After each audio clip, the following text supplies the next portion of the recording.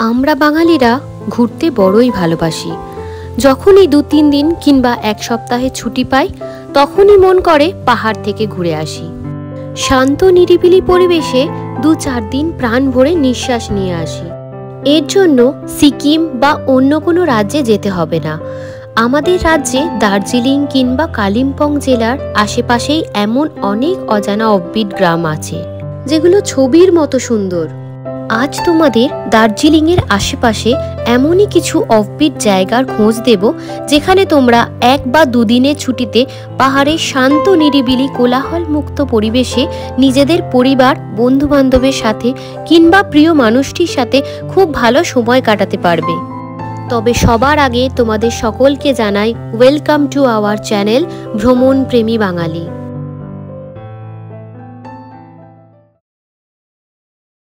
বিগত কয়েক বছরের মধ্যেই কালিম্পং সহ দার্জিলিংয়ের বেশ কিছু অফবিট গ্রাম জনপ্রিয় হয়ে উঠেছে। সেই অফবিট জায়গাগুলোর মধ্যে প্রথম যে জায়গাটা তোমাদের বলবো সেটা হলো সিটং। কার্শিয়াং জেলার অন্তর্গত 4500 ফুট উচ্চতায় অবস্থিত ছোট্ট কমলালেবুর দেশ সিটং। এখানকার চারিপাশের প্রাকৃতিক সৌন্দর্যের রূপ ভাষায় বর্ণনা করা সাহস আমার নেই। এই সিটং গ্রামটা সাধারণত বিখ্যাত কমলালেবুর জন্যই। ডিসেম্বর কিংবা জানুয়ারি মাসে এলে সব থেকে ভালো কমলালেবু দেখতে পাওয়া যায়, কারণ এই সময় কমলালেবু পাকতে শুরু করে। সিটং এর পর যে জায়গাটার খোঁজ তোমাদের দিচ্ছি সেটা হলো অহলদারা ভিউ পয়েন্ট। সিটং থেকে অহলদারা ভিউ পয়েন্টের দূরত্ব মাত্র 2 কিলোমিটার, সময় লাগে 15 মিনিট মতো। এখানে রাত্রি যাপন করার জন্য হোমস্টের পাশাপাশি বেশ কিছু টেন্টও রয়েছে। এখানকার মূল আকর্ষণ হলো 360 পাহাড়ের ভিউ। এছাড়া এখানে চা বাগান আর সিংকোনা গাছের চাষও হয়। তার সাথে সূর্যোদয় এবং সূর্যাস্ত। আকাশ পরিষ্কার থাকলে কাঞ্চনজঙ্ঘার অপরূপ দৃশ্য দেখতে পাবে। একদিকে যেমন রয়েছে পাইনের গাছ, তেমনি অপরদিকে রয়েছে দিগন্ত বিস্তৃত ঢেউ খেলানো পাহাড় ও সমতলে বয়ে চলা তিস্তা নদীর অপরূপ দৃশ্য। এই ভিউ পয়েন্টের পাশেই রয়েছে সেই বিখ্যাত টেগর হিল। এই পাহাড়টির আকৃতি কবিগুরু রবীন্দ্রনাথ ঠাকুরের মুখের মতো। দূর থেকে দেখলে মনে হয় কবিগুরু শায়িত অবস্থায় আছেন। এখানকার হোমস্টেগুলোতে পার ডে থাকা খাওয়া নিয়ে খরচ পড়বে মাথাপিছু 1400 টাকা, আর টেন্টে পার ডে থাকা খাওয়া নিয়ে খরচ পড়বে 1200 টাকা পার হেড। এখানে বসে প্রকৃতির রূপ উপভোগ করতে করতে ও কাঞ্চনজঙ্ঘা দেখতে দেখতে তোমরা অনায়াসে সারাটা দিন কাটিয়ে ফেলতে পারবে।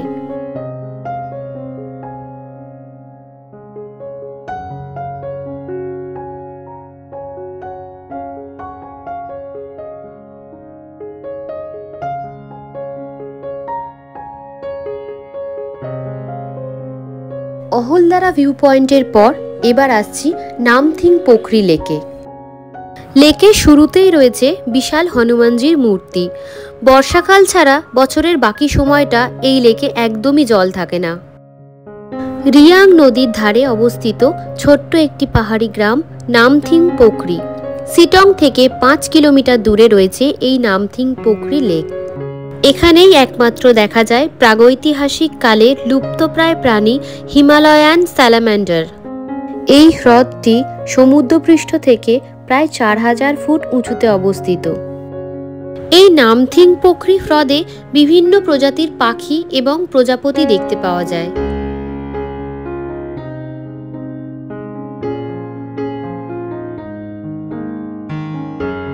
এই নামথিং পোখরিতে থাকার জন্য সেরকমভাবে কোনো হোটেল বা হোমস্টে নেই।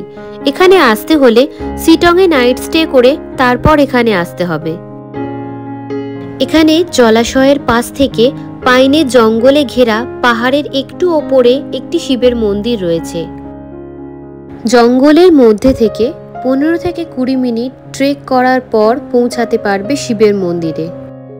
যারা অ্যাডভেঞ্চার পছন্দ করো তাদের জন্য এই পথটা পারফেক্ট হতে পারে। মন্দিরটা খুব একটা বেশি বড় না হলেও মন্দিরের চারপাশের পরিবেশ এই মন্দিরের গুরুত্বটা বহুগুণ বাড়িয়ে তুলেছে। মন্দিরে সিদ্ধিবিনায়ক গণেশ, মহাদেব আর একটি ছোট্ট শিবলিঙ্গ রয়েছে।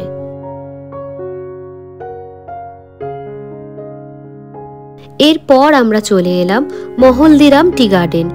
মহলদিরাম হলো দার্জিলিংয়ের অফবিট জায়গাগুলোর মধ্যে অন্যতম শান্ত এবং নির্জন পাহাড়ি গ্রাম। মহলদিরামের পুরো গ্রামটায় বড় বড় পাইনের জঙ্গল আর চা বাগানের মাঝে অবস্থিত। পাহাড়ের অনেকটা উপরে অবস্থিত হওয়ায় বছরের বেশিরভাগ সময়ই এই চা বাগানে ঘন কুয়াশায় আচ্ছন্ন থাকে।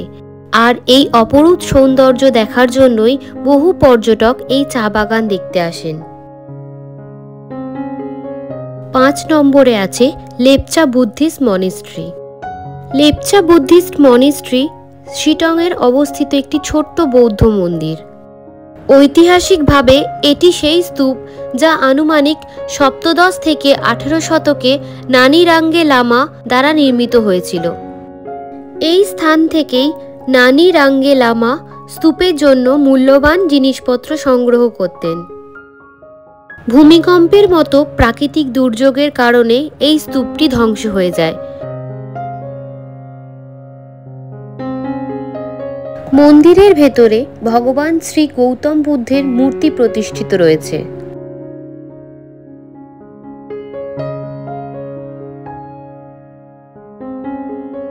বর্তমানে এটি পুনরাবিষ্কার না হওয়ার কারণে বহু শতাব্দী ধরে এই স্থানটি তার গুরুত্ব হারিয়েছে।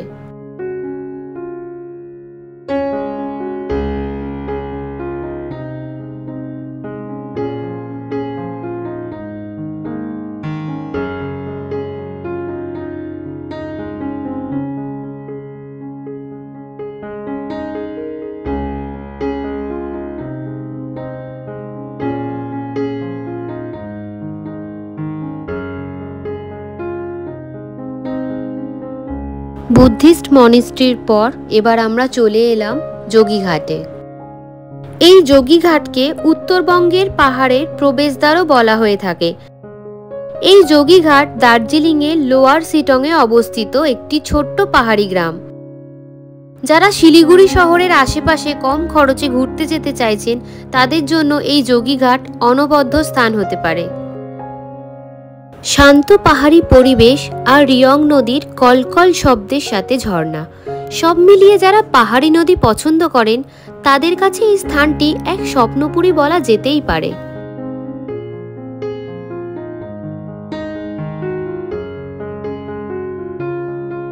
যোগীঘাটে লোহার তৈরি এই সেতুটি মংপু এবং শিটং এই দুটো পাহাড়কে যুক্ত করেছে।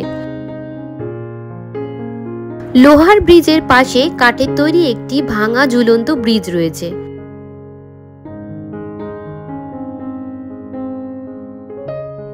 আমাদের পরের ডেস্টিনেশন রবীন্দ্র ভবন, অর্থাৎ মংপুতে অবস্থিত রবীন্দ্রনাথের বাড়ি। মংপুর এই বাংলোয় থাকার সময় রবীন্দ্রনাথ ঠাকুর অন্তত 12টি কবিতা লিখেছিলেন বলে জানা যায়। কবির মৃত্যুর 3 বছর পর সিংকোনা বাগানের ভিতরে তৈরি হওয়া এই বাংলোটাকে রবীন্দ্র সংগ্রহশালায় পরিণত করা হয়। এই বাংলোয় রবীন্দ্রনাথের ব্যবহৃত দুষ্প্রাপ্য আসবাবপত্র সহ নানান সামগ্রী রাখা রয়েছে। এখানে কবির ব্যবহৃত চেয়ার, খাট, বিছানাপত্র, পড়ার ঘর সবকিছুই অতি যত্ন সহকারে সংরক্ষিত রয়েছে। এছাড়াও কবিগুরু ছবি আঁকতে যেসব রং ব্যবহার করতেন সেই সব রঙের বাক্স রয়েছে একটি দেওয়াল আলমারিতে। এই রবীন্দ্র ভবন সোমবার বাদে সপ্তাহের প্রতিটা দিনই খোলা থাকে, সকাল 10টা থেকে বিকেল 5টা পর্যন্ত। এই বাংলোর ভেতরে প্রবেশ করতে এমনিতে কোনো প্রবেশ মূল্য লাগে না, তবে মিউজিয়ামের ভেতরে ঢুকতে গেলে 25 টাকা করে মাথাপিছু টিকিট কাটতে লাগে।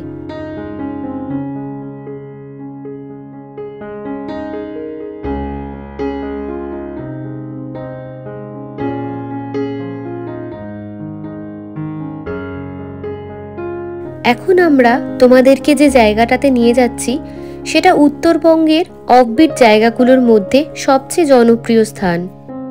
এর উচ্চতা সমুদ্রপৃষ্ঠ থেকে প্রায় 5700 ফুট। পার্কের উপরে অবস্থিত জলাশয় পর্যন্ত পৌঁছাতে তোমাদের 750 মিটার পায়ে হেঁটে ট্রেক করে উঠতে হবে।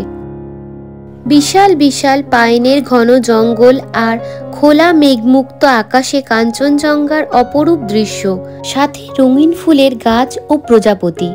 এসব দেখতে দেখতে কখন যে আপনি প্রকৃতির মাঝে হারিয়ে যাবেন তা বুঝতেই পারবেন না।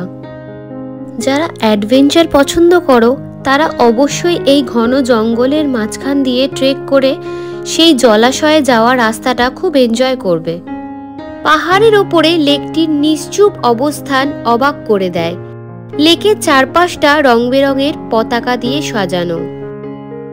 চারপাশে নিস্তব্ধতা আর নির্জনতা যেন গা ছমছমে পরিবেশ তৈরি করে রেখেছে। বড় বড় পাইনের গাছ ভেদ করে যখন সূর্যের আলো প্রবেশ করে এই ঘন পাইনের জঙ্গলে, তখন চারিপাশের পরিবেশটা খুবই মায়াবী হয়ে ওঠে। এরপর তোমাদের নিয়ে যাচ্ছি আজকের আমাদের লাস্ট ডেস্টিনেশন তিনচুলে ভিউ পয়েন্টে। তিনচুলে কথার অর্থ তিনটি চুলা বা চুল্লি। তিনচুলেকে ঘিরে তিনটি চুলার মতো পাহাড় আগে ভালোভাবে বোঝা যেত। পাহাড়ের মাথায় রোদের আলো পড়লে অনেকটা জ্বলন্ত উনুনের মতো লাগতো বলে এই স্থানটির নাম তিনচুলে দেওয়া হয়েছে। ওয়েদার পরিষ্কার থাকলে এখান থেকেও কাঞ্চনজঙ্ঘার সুন্দর ভিউ দেখতে পাওয়া যায়। ভিডিওটা আজ এখানেই শেষ করলাম। উত্তরবঙ্গের আরও অনেক নতুন অফবিট জায়গার সাথে তোমাদের পরিচয় করাবো পরের ভিডিওতে। ভিডিওটি ভালো লাগলে চ্যানেলটিকে সাবস্ক্রাইব করে আমাদের পাশে থাকবেন।